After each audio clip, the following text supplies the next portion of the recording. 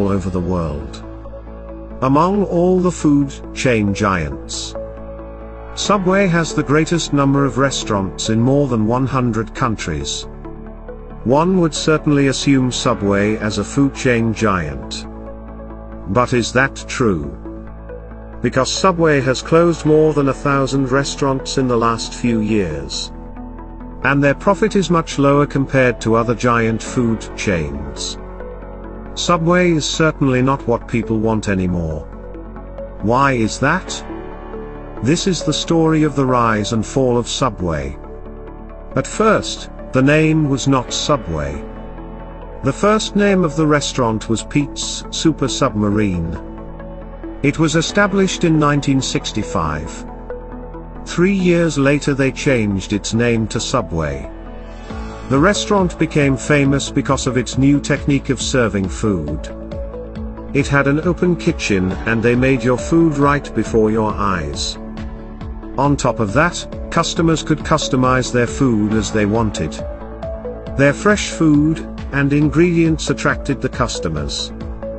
Other food chains were not as healthier as Subway back then. Subway was the first one of its kind. So, it was a huge and instant success in the fast food market. And that success was totally based on the fact that Subway serves the healthiest fast food. By 1981, there were over 200 Subways in the USA. Soon Subway went global. By the late 90s, everyone around the world knew about Subway. Subway was growing very fast. Because it was cheaper and easier to franchise a Subway than other restaurants such as McDonald's or Burger King. The process was simple. You give money to Subway. They train you. Then they help you secure a location. They help you with a grand opening. And you're good to go. It costs around $200,000 to open a Subway franchise. While to open a McDonald's you would need at least $2 million. As a result, the number of Subways around the world grew really fast. But during the last decade, Subway's profit has seen a fall of more than 25%. And it is getting lower with time. So why did Subway fall? The first reason was competition.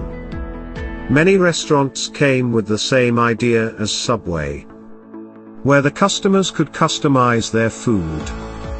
While Subway brought in fresh vegetables once or twice a week, customers got fresher food in other restaurants.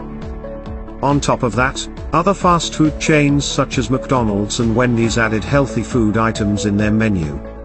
So, Subway was not the only healthy food option in the market anymore.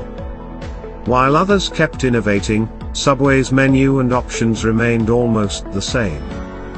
The second reason behind Subway's downfall was there were too many of them.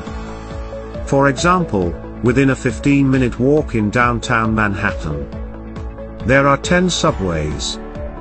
Since it was easier to open a Subway, there was one Subway in each corner of the street. As a result, the sales got divided into all the restaurants.